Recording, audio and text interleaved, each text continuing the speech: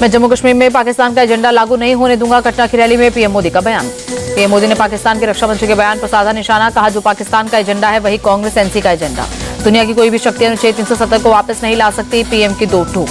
Congress NC और PDP खून खराबे के दौर को वापस लाना चाहती है, इस चुनाव में इनका सूर्यास्त करना होगा, पीएम मोदी का बयान। ख्वाजा आसिफ के बयान पर गृह मंत्री अमित शाह बोले, कांग्रेस और पाकिस्तान के इरादे और एजेंडे एक जैसे। अमित शाह की दो टूक, ना तो आर्टिकल 370 और ना ही आतंकवाद वापस आने वाला। ख्वाजा आसिफ को उमर अब्दुल्ला ने दी नसीहत, कहा वो अपना घर संभाले, हमारे चुनाव में दखल न दे। पाकिस्तान के रक्षा मंत्री ख्वाजा आसिफ ने कहा, कांग्रेस एनसी सत्ता में आए तो 370 वापस हो सकता है। ख्वाजा आसिफ बोले, आर्टिकल 370 पर कांग्रेस एनसी के स्टैंड के समर्थन में है पाकिस्तान। शेर कश्मीर क्रिकेट स्टेडियम में पीएम मोदी ने की रैली, कहा पहली बार बिना दहशतगर्दी के साए में मन रहा लोकतंत्र का उत्सव। तीनों खानदान पर बरसे पीएम मोदी, कहा जम्मू कश्मीर की बर्बादी के लिए ये लोग जिम्मेदार, इन लोगों ने जम्मू कश्मीर को डर और अराजकता दी। पीएम मोदी का आरोप, कांग्रेस एनसी पीडीपी ने कश्मीरियत को रौंदा, इन लोगों ने कश्मीर को अपनी जागीर समझा। पीएम मोदी ने युवाओं की बात की, कहा जम्मू कश्मीर के युवा हमारी सरकार में सशक्त हो रहे हैं। जम्मू कश्मीर की जनता को पीएम ने दिया भरोसा, कहा राज्य का दर्जा देने का वादा पूरा करेंगे।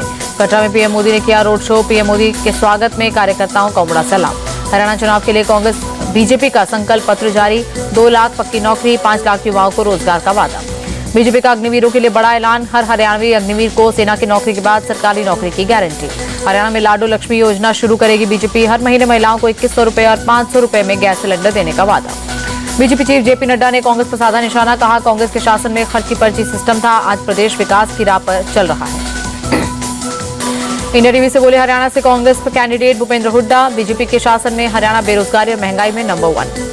भूपेंद्र हुड्डा ने कांग्रेस की सरकार बनाने का दावा किया, कहा केजरीवाल के प्रचार से कोई फर्क नहीं पड़ेगा। कल से हरियाणा में चुनाव प्रचार करेंगे अरविंद केजरीवाल, जगाधरी में रोड शो से करेंगे कैंपेन की शुरुआत।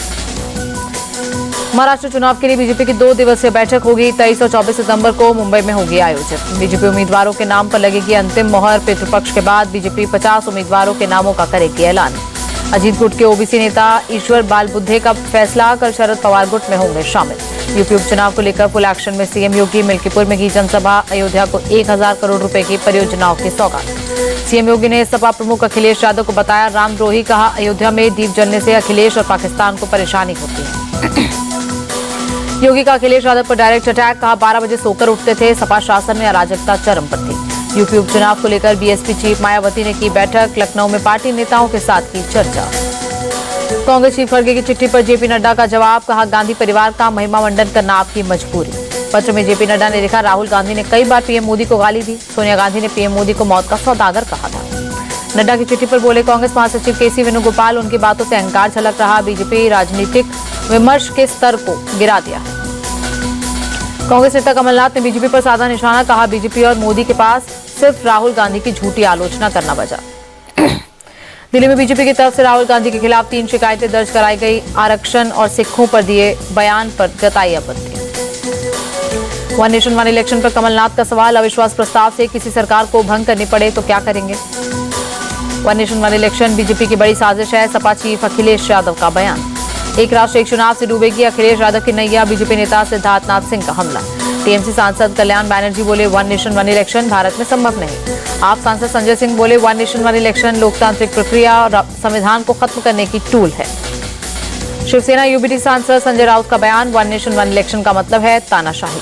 बिहार के नवादा में दबंगों ने दलितों के घर जलाए, एसडीपीओ के मुताबिक करीब 20-25 घरों में आग लगाई, किसी के हताहत होने की खबर नहीं। नवादा अग्निकांड में 10 लोग अरेस्ट, भूमि विवाद में 2 पक्षों में मारपीट के बाद घटना हुई। नवादा घटना को लेकर एक्शन में CM Nitish, ADG law and order को घटनास्थल पर भेजा, घटना की पूरी जानकारी मांगी। नवादा की घटना पर बोले बिहार के अल्पसंख्यक कल्याण मंत्री जमा खान, सरकार दोषियों को छोड़ने वाली नहीं।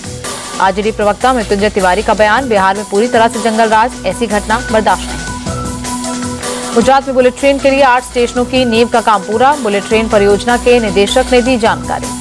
दिल्ली में वक्फ संशोधक विधेयक पर जेपीसी की बैठक, all India Muslim personal law board ने रखा अपना पक्ष, कल भी होगी बैठक। आंध्र प्रदेश के सीएम चंद्रबाबू नायडू का चौंकाने वाला दावा, कहा वाईएसआरसीपी की सरकार में तिरुपति बालाजी के लड्डू बनाने के लिए जानवरों की चर्बी का इस्तेमाल होता था।